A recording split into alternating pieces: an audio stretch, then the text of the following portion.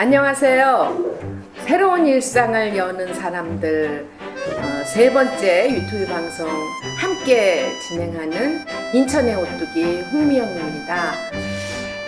이제 8월을 맞이하면서 문득 우리 인천 강화 출신의 오랜 큰 정치인이셨던 죽수한 조봉환 선생님의 7월 31일 61번째 기일이 이렇게 추억이 됩니다.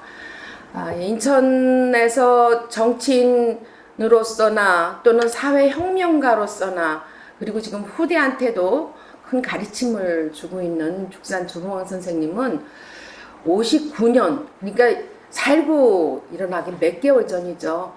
그때 이승만 정권에서는 이 대통령 장기 집권을 위해서는 이 죽수한 조봉환 선생님이 굉장히 위협적인 존재라고 생각이 들어서 그렇게 무참하게 간첩의 혐의를 씌워서 사형을 집행한 날이 59년 7월 31일이었습니다. 그 3.1운동을 비롯해서 60만세 운동, 우리 한국의 대한민국의 독립을 위해서 항일운동 그렇게 치열하게 하시다가 또 해방 이후에는 초대 재헌국회의원 그리고 또 초대 농림부 장관 그리고 또 인천 출신으로는 2번의 국회의원 하시면서 국회 부의장도 하고 아셨어요? 국회의원뿐 아니라 대통령 후보로 2번이나 나셨죠. 2대 3대 대통령 후보로 2위를 해서 그만큼 국민의 신망을 많이 얻었던 것이 당시 정권의 큰 위협이었던 것 같습니다. 그런데 돌아가신 지 52년 만에, 그러니까 2011년에 겨우 대법원의 재신 대법관 전원일치의 무죄 판결을 받으셨습니다. 그 억울한 간첩의 누명을 벗으신 거죠. 매년 그분을 추모하기 위한 추모제가 2011년 이후부터, 그전에는 쓸쓸한 아주 망우리 공동묘지였는데 2011년 이후부터는 그분의 나라를 위해서 평생 헌신하다 돌아가신 그분의 유지를 받들자 하는 그런 모임이 기일 추모제가 있었는데, 우리가 그분이 남기신 귀한 말씀 좀 새기고 갔으면 좋겠습니다. 우리가 독립운동을 할 때 준비되어서 한 것도 아니고 가능성이 있어서 한 것도 아니다. 옳은 일이기에 또 아니하고서는 안 될 일이기에 목숨 걸고 싸웠지 아니하냐. 이 말씀, 지금 우리가 코로나 사태를 맞이하면서 이 지구가 파멸로 가는 그 재난의 상황을 맞이하면서 다시 한번 새기게 되는, 그리고 광복을 맞이하면서 새기게 되는 귀한 말씀이라고 생각합니다. 마침 오늘 이 자리는 옛날 일제강점기 시대 때 적산가옥으로 이렇게 물려온 곳을 도시재생으로 갤러리로 이렇게 다시 변신한 곳이죠.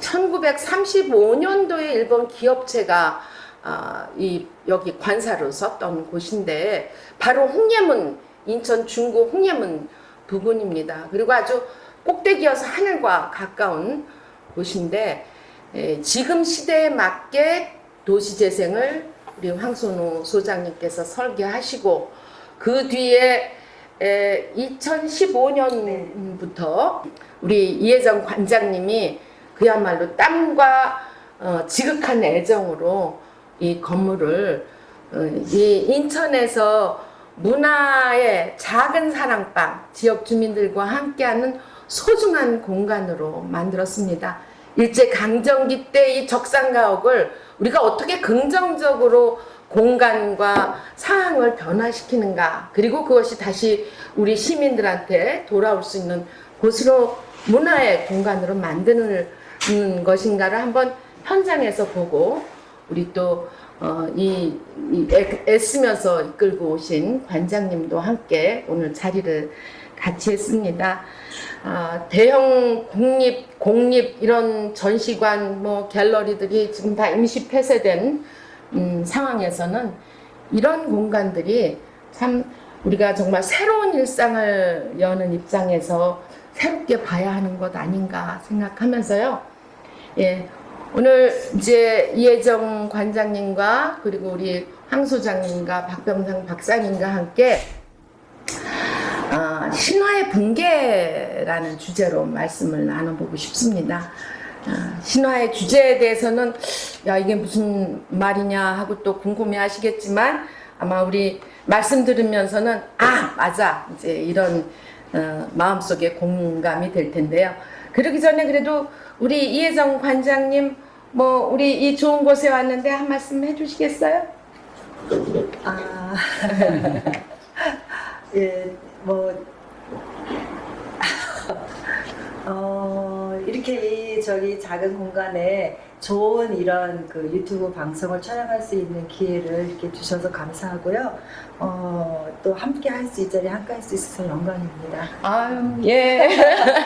우리가 오히려 참 감사한데, 이 저희 주변에 이렇게 보이는 그림이 김강미 작가님이시죠?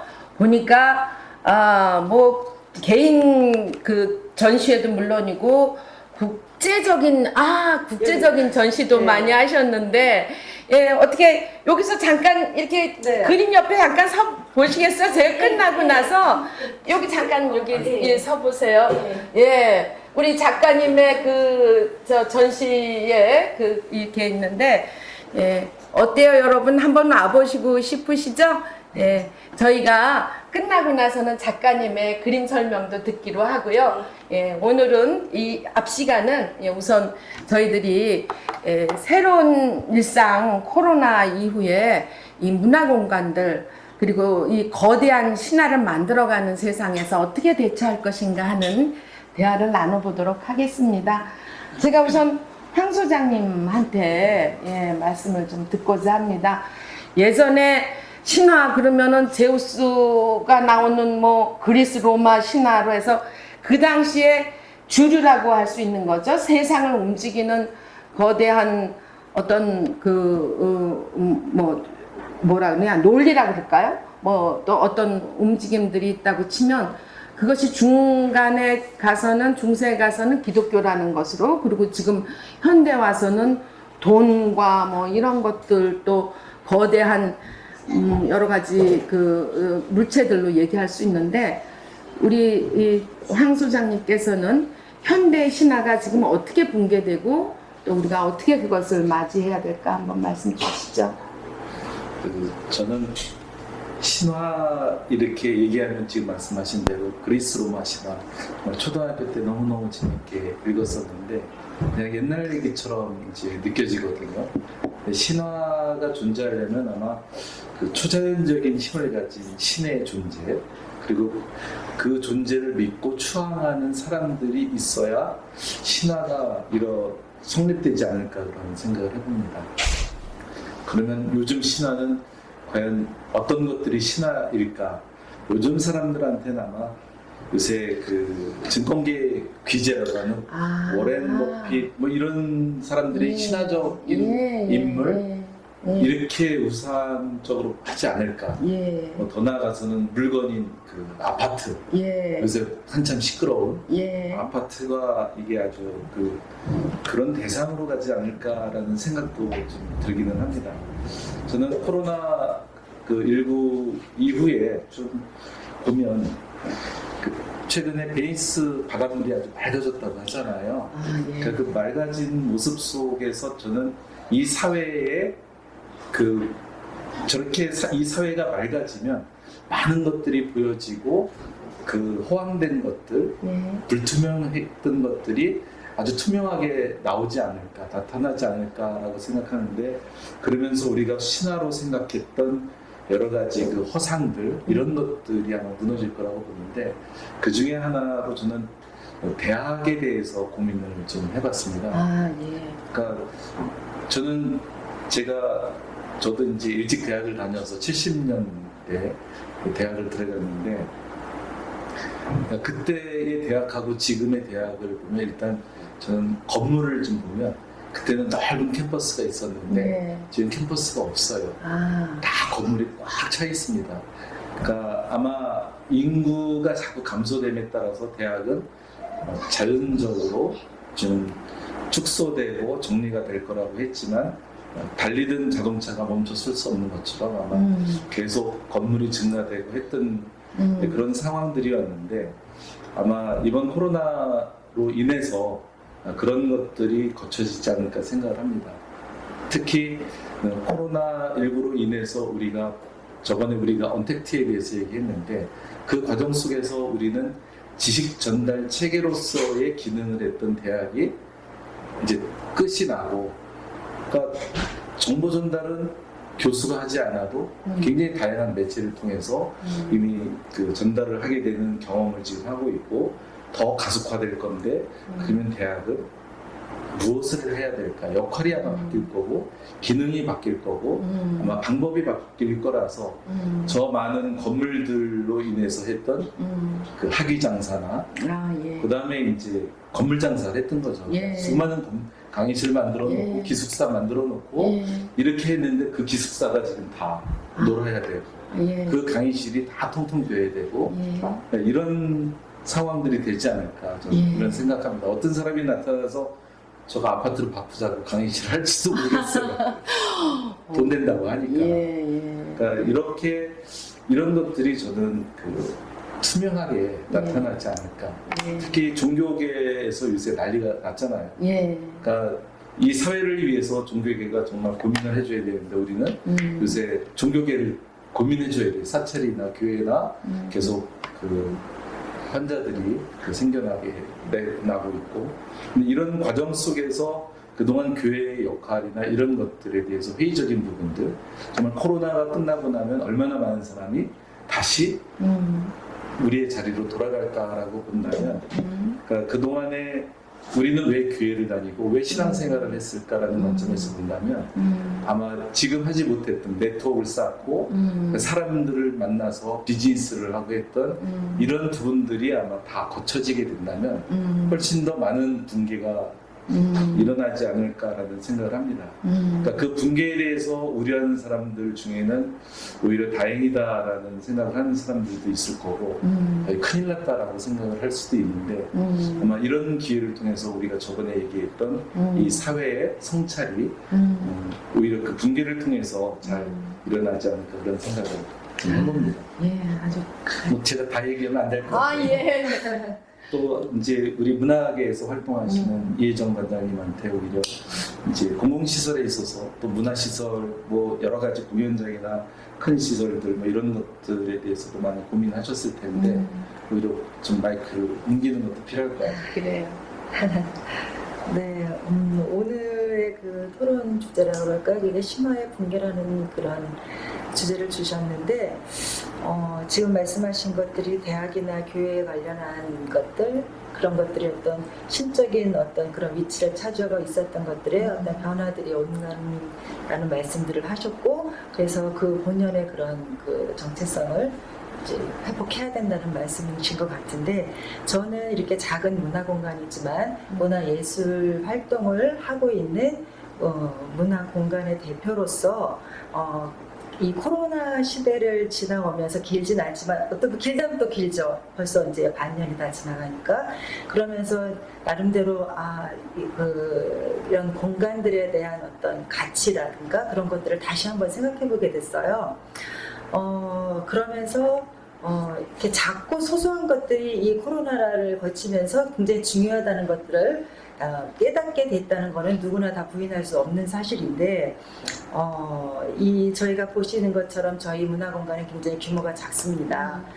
총 해봤자 한 50평도 안 되고, 그런데 그동안에 이제 저희가 5년차 운영을 했었는데, 이 코로나 시대를 지나면서 그동안에 이 운영을 했었던 거하고는 비교가 조금 안 되는다고 하기엔 좀 과하지만 그거보다는 훨씬 오히려 더 활성화되는 것 같은 그런 느낌을 받았어요.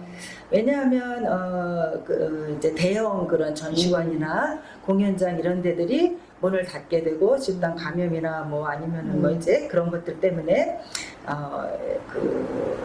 문을 닫게 되니까 사람들의 그런 문화적, 예술적 이런 욕구들은 늘 항상 있는 거고, 그것들을 충족하지 못하고 더더군다나 코로나로 인해서 힘든 그런 어떤 심리적인 그런 상황들을 이제 극복할 수 있는 방법들을 찾다가 주변을 살펴보게 된 것 같아요. 그래서 갈 수 있는 곳 좀 이렇게 해방구를 찾게 되는 과정 중에서 이 가까운 곳에도 이런 것들이 있구나. 그동안에 좀 외면을 했었던 것들에 가서 그런 문화적인 충족감들을 이렇게 채워줄 수 있는 곳들을 찾았던 것 같아요. 그래서 많이 찾아오시고 많이 또 좋아해 주시고 힐링되고 간다고 하시는 말씀을 들으면서 우리가 너무 큰 전시관, 큰 전시, 큰 공연들 이런 것들에만 관심을 가졌었던 게 아닌가. 이렇게 찾아보면 작은 지역의 작은 공간들에서 열심히 이런 활동들을 하고 있던 것들을 외면하고 있었던 것들이 아닌가. 그러면 5년 동안 힘들지만 이걸 버텨온 제가 의미 있는 일을 했구나라는 생각도 했었거든요.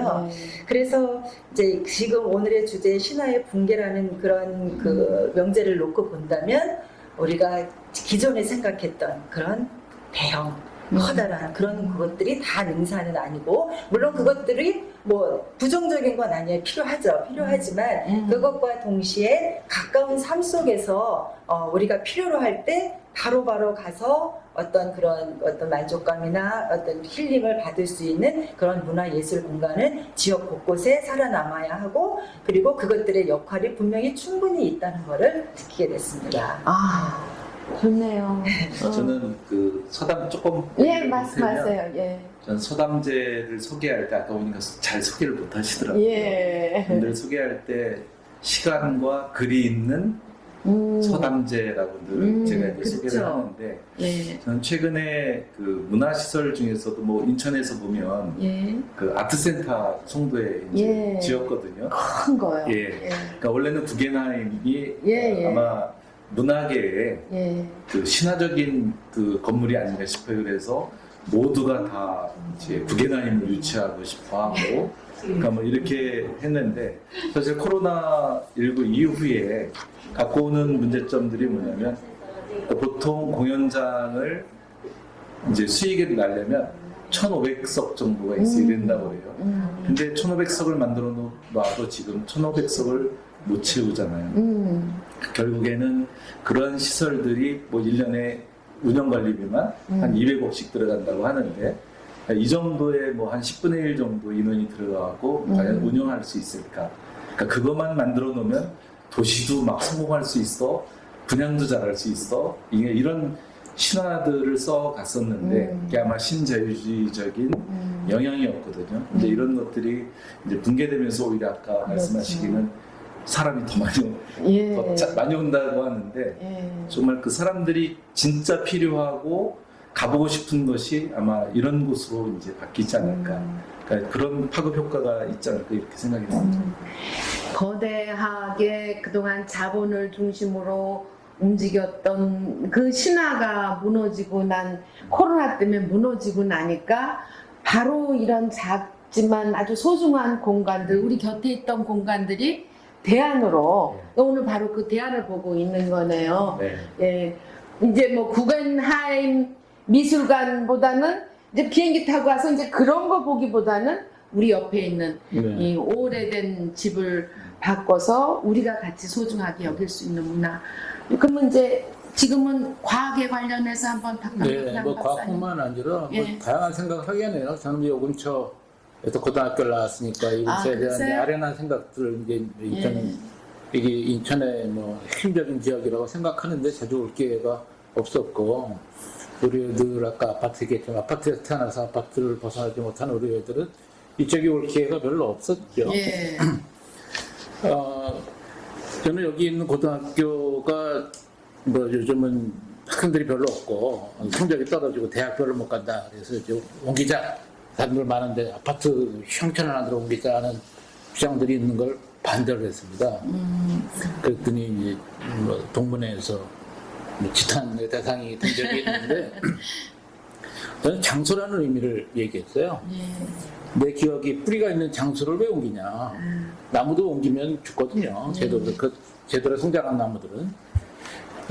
이런 데가 그런 인천 시민들이 자꾸 인천에 남아서 기억을 남기고 이웃과 대화를 그러지 않고 홀록 서울 갔다가 이제 피곤증으로 가지고 와가지고 그 다음날 아침 일어나서 서울 가기 위해서 그냥 산을 허물고 그 길만 만들어 달라고 졸라대거든요. 그 그것이 권리인 양 얘기하는데 오히려 이런 것이 여기서 대화를 하고 뿌리를 내림으로써 훨씬 더 지역에 측근을 할 수 있다. 그런 것이 많아질수록 대화도 많아지고 다양성을 이해하게 되고 배려하고 이해하고 이런 쪽으로 가지 않을까. 그런 생각을 하면서요. 저는 신화 하는데 신화를 제일 창조하는 데가 바로 대학이다. 저는 과학은 신화를 없앴다고 생각하는데 오히려 신화를 만들고 있다. 지금 뭐 이렇게 엉망으로 만들어 놓은 것에 대한 책임을 안 지려고 하고요. 지금 뭐 인류세라는 말을 하면서 인류가 이 지층에서 엉망으로 만든 다음 지층인 인류는 없을 것이다. 그에 대한 이제 책임을 지려고 하려면 우린 반성하고 과거의 삶으로 돌이켜야 된다고 보는데 과학자들은 우리가 해결해 드리지요. 나한테 100억을 주시오. 뭐 이런 식으로 나오고 있거든요. 또 다른 신화를 창출하는 거죠. 식량이 부족해? 그럼 우리가 이제 생산해내지요. 그런 것들이 지금 코로나한테 일격을 받은 거고 그거는 극복이 될 수가 없어요. 저는 대학은 지금 현재 기득권은 하나만 있어야 되거든요. 기득끼리 별로 이렇게 사이가 좋지 않아요. 서로 무너뜨리고 더 큰 공연장이 더 필요하고 더 많은 예산을 요구할 것이고 그렇지 않은 자들은 이제 또 소외되거나 밑에서 이제 뭐 그거를 만들어가는 데가 대학입니다. 대학 뭐 보십시오. 어느 대학 나왔어 하는 걸로 이제 인생을 좌지우지하려고 하잖아요. 무슨 과를 나와서 뭘 전공했어 이런 것도 역사가 뭐고 문화가 뭐고 이런 거 하나도 중요하지 않아. 어느 대학 나왔어, 어느 대학 몇 명 갔어. 뭐 이걸로 가는 사회가 결국 대학이라고 하는 것이 이런 신화를 조정하고 있는 기득권을 만들고 있는 그런 것이거든요. 지금 거기에 뭐 문화도 예술도 뭐 종교도 그렇게 가고 있고요. 그래서 저는 대학이라는 걸 극복하지 않고서는 이 포스트 코로나 시대에는 열리지 않을 것이다. 그렇게 생각합니다. 신문에 많이 등장하는 대학 교수들이 코로나19에 대해서 다양한 얘기들을 하고 있는데 결국 자기가 하고 있는 기득권 그대로 유지하겠다는 것이고 그걸 변죽밖에 되지 않아요. 대학을 없애지 않으면 저는 노골적으로 다음에 또 기회가 되면 얘기하겠지만 은행을 없애지 않으면 은행에 이자가 없는 돈 그런 걸 우리가 소통하지 않으면 이자가 있는 한 우린 지난번에도 얘기했지만 경제 성장이 계속될 거라고 생각하는 사람은 미치광이거나 경제학자라고 얘기하잖아요. 이건 불가능한 얘기입니다. 지금 그 불가능하다는 거를 코로나19가 분명하게 지금 경고하고 있고요. 그래서 대학이라는 신기로 이거를 극복하는 것, 뭐 그거에 대한 거는 이제 많이 논의해야죠. 뭐 여러 사람들이 와서 이야기를 보태고 토론하고 그랬으면 좋겠습니다. 예, 어떠세요, 여러분? 함께 이렇게 대화를 나누다 보니까 우리 눈앞에 이렇게 뿌옇게 있었던 안개가 좀 거쳐가고 그 안개 뒤에 우리가 바라는 새로운 일상을 정말 만들어가야 되는 그런 게 보이지 않습니까? 예, 오늘도 충분하진 않지만 얘기 나누다 보니까 벌써 시간이 다 간 것 같습니다. 이제 마무리하면서 제가 요즘 베스트셀러 책 한 권 소개할까 합니다. 제목은 2050 거주 불능 지구입니다. 뉴욕 매거진의 부편집장인 작가가 쓴 건데요. 이 작가는 마침 작년이죠. 2019년 호주의 국립기후센터 보고서에 나온 얘기가 많이 담겨 있습니다. 그 호주 국립기후보건센터의 발표에 의하면 2050년, 30년 뒤에는 지금 핵전쟁보다 더 심각한 기후재난 재앙이 올 것이다. 인류가 지금 멸망하고 있는 가장 큰 원인은 바로 그런 기후재난이다, 재앙이다. 이렇게 발표를 하고 있고요. 지금도 뭐 얼마 전에 큰 홍수, 뭐 세계적으로 가뭄, 산불 끊임없이 이어지지만 앞으로 더 그 도가 강해질 것이다. 그래서 기후난민이 발생할 것이다. 유엔 역시도 30년 뒤 2050년에 기후난민이 5억이 될 것이다 라고 이렇게 예측을 하고 있다고 합니다. 그 2050 거주불능 지구가 참 보면 가슴 답답한 걱정스러운 얘기를 하고 있지만 그래도 희망을 마지막에 제시하고 있습니다. 우리가 이 지구를 파멸시킬 방법을 지금까지 만들어냈다면 반대로 지구를 회복할 수 있는, 지구를 파멸을 막는 방법을 찾아낼 것이다 라는 그 마지막 희망을 제시를 하고 있는데요. 이 책을 소개하면서 우리 바로 이런 새로운 일상을 만들어가는 여러 많은 사람들이 이 방송을 통해서 그 지혜, 지구 파멸을 막고 새롭게 다시 복원해가는 지혜를 좀 모아갈까 합니다. 8월 아주 이제 또 더위가 계속될 텐데요. 이 광복을 그래도 맞이하는 이 여름에 우리 다음 만날 때까지 작은 실천이라도 꾸준히 해 나가길 바라고요. 그 중에 하나는 마스크죠. 마스크 뭐 요즘에 더워서 더 힘들어 하는데 그것뿐이겠어요. 지금처럼 신화에 또 이 아직도 거기에 휩쓸려서 힘들어하고 그럴 때 이런 명언이 귀에 상큼하게 들어오더라고요. 3초만 웃어봅시다. 조금 힘들게 느껴질 때는 3초만 웃어봅시다. 좋아서 웃는 게 아니고요.